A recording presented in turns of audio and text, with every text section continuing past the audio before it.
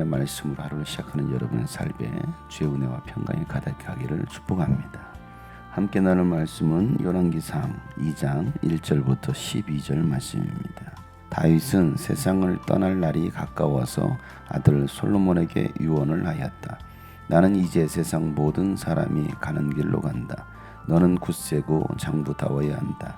그리고 너는 주 너희의 하나님의 명령을 지키고 모세의 율법에 기록된 대로 주님께서 지시하시는 길을 걷고 주님의 법률과 계명, 주님의 율례와 증거의 말씀을 지켜라. 그리하면 네가 무엇을 하든지 어디를 가든지 모든 일에 형통할 것이다. 또한 주님께서 전에 나에게 네 자손이 내 앞에서 마음과 정성을 다 기울여서 제 길을 성실하게 걸으면 이스라엘의 임금 자리에 오를 사람이 너에게서 끊어지지 않을 것이다 하고 약속하신 말씀을 이루실 것이다. 더욱이 너는 수리의 아들 요압이 나에게 한 것 곧 그가 이스라엘 군대의 두 사령관인 네리의 아들 아브넬과 예델의 아들 아마샤에게 한 일을 알고 있을 것이다. 요압이 그들을 살해함으로써 평화로운 때에 전쟁을 할 때나 흘릴 피를 흘려서 내 허리띠와 신의 전쟁의 피를 묻히고 말았다. 그러므로 너는 지혜롭게 행동을 하여 그가 백발이 성성하게 살다가 평안히 스올에 내려가도록 내버려 두지 말아라. 그러나 길르앗 사람인 바실레의 아들들에게는 자비를 베풀어서 네 상에서 함께 먹는 식구가 되게 하여라. 그들은 내가 내 형 압살롬을 피하여 도망할 때에 나를 영접해 주었다. 또 바울임 출신으로 베냐민 사람인 게레의 아들 시므이가 너와 같이 있다. 그는 내가 마하나임으로 가던 날에 나를 심하게 저주하였지만 그가 요단강으로 나를 맞으려고 내려왔을 때에 내가 주님을 가리켜 맹세하기를 너를 칼로 죽이지 않겠다 하고 말한 일이 있다. 그러나 너는 그에게 죄가 없다고 여기지 말아라. 너는 지혜로운 사람이니 그를 어떻게 처리해야 하는지 잘 알 것이다. 너는 그의 백발에 피를 묻혀 수올로 내려가게 해야 한다. 다윗은 죽어서 그의 조상과 함께 다윗성에 안장되었다. 다윗 왕이 이스라엘을 다스린 기간은 40해이다. 헤브론에서 7해를 다스리고 예루살렘에서 33해를 다스렸다. 솔로몬은 그의 아버지 다윗이 앉았던 자리에 앉아서 그 왕국을 아주 튼튼하게 세웠다. 아멘. 여러분은 죽음의 순간에 어떤 유언을 남기고 싶습니까? 여러분의 자녀들에게나 아니면 가족들에게 어떤 유언을 남기고 싶습니까? 오늘 다윗은 이제 마지막 죽음의 순간에 그의 아들 솔로몬에게 유언을 남깁니다. 그 유언에는 신앙적인 유언이 있고 또 인간적인 공동체를 향한 유언이 있습니다. 특별히 다윗은 이제 몸을 가눌 수 없을 정도로 쇠약해졌고 이제 그 마지막 죽음의 순간에 어떻게 보면 그 아들 솔로몬에게 힘을 다하여서 유언을 남기고 있습니다. 그런데 그 다윗이 솔로몬에게 남겼던 첫 번째 유언은 바로 하나님의 말씀을 따라 순종하고 신앙의 길을 걸으라는 유언이었습니다. 나는 하나님의 명령을 지켰으니 너도 모세의 율법에 명한 대로 그대로 지켜 행하라는 겁니다. 주님께서 말씀하신 대로 그 길을 걷고 또 법률과 계명, 율례와 증거의 말씀을 지키라는 겁니다. 그러면 무엇을 하든지 어디를 가든지 모든 일에 형통할 것이다 라고 말씀하고 있습니다. 그리고 또한 4절에도 주님께서 전에 나에게 네 자손이 내 앞에 마음과 정성을 다 기울여서 내 길을 성실하게 걸으면 이스라엘 임금 자리에 오를 사람이 너에게서 끊어지지 않을 것이다 라는 그 약속의 말씀을 반드시 이루실 것이다 라고 얘기하고 있는 것이죠. 한 나라를 통치하는 다스리는 왕이 되었을 때 그 왕에게 필요한 것이 과연 무엇일까? 다윗은 자신이 하나님의 말씀 따라 순종하며 걸어왔던 그 삶을 돌이키면서 왕이 가져야 될 중요한 자세는 하나님의 말씀대로 순종하는 것이라는 겁니다. 또한 자손들에게도 그 믿음의 유산을 이어줘야 된다는 것을 다윗은 얘기하고 있는 것이죠. 자신이 가지고 있었던 모든 부귀영화를 잘 지키라고 말한 것도 아니었고 권력을 위해서 너의 자리를 완고하게 하라라는 것도 아니었습니다. 다윗이 솔로몬에게 남겨줬던 유산은 바로 믿음의 유산이었습니다. 오늘 우리 자녀들에게 남겨줘야 될 유산은 바로 믿음의 유산입니다.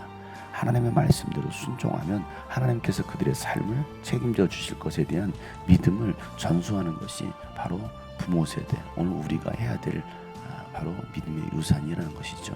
여호수아서 1장에 보면 모세가 죽기 전에 여호수아에게 유언과 같이 남겼던 말씀, 그리고 하나님께서 이제 여호수아에게 남기셨던 말씀이 뭐였습니까? 모세가 하나님의 말씀대로 순종했던 것처럼 너도 좌로나 우로나 치워지지 말고 하나님의 말씀대로 순종하라. 그러하면 너의 가는 길이 순조로울 것이고 네 길이 성공할 것이다. 내 모든 하는 일들이 성공할 것이다 라고 하나님께서 말씀해 주셨습니다.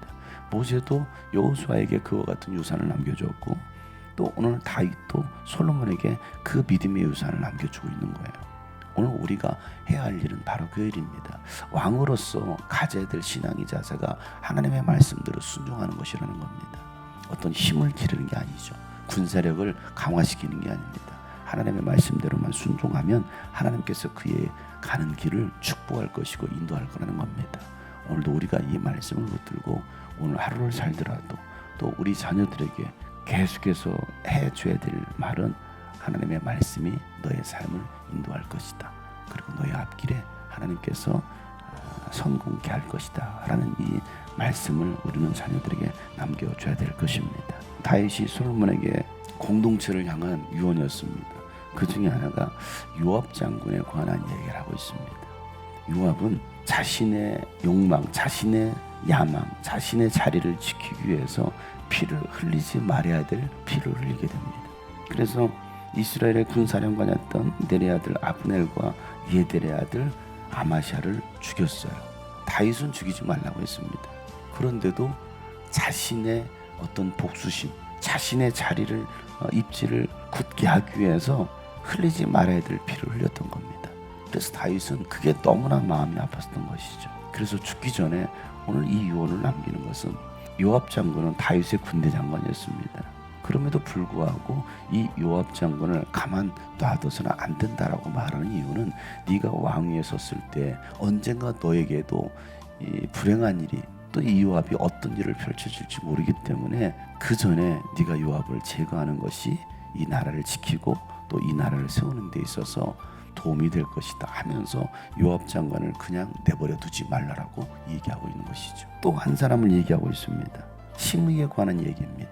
시므이는 사울의 가족입니다. 다윗이 압살롬의 반역을 피해서 예루살렘에서 쫓겨나 도망가고 있을 때에 시므이가 쫓아오면서 다윗을 비방하고 조롱했던 사람이 바로 시므이였습니다. 그리고 물론 그가 훗날 다시 다윗이 예루살렘으로 돌아올 때에 용서를 구했어요. 그랬을 때 다윗은 시므이를 용서해 줬습니다. 내가 살아성전에 내가 너를 죽이지 않겠다라고 말했습니다.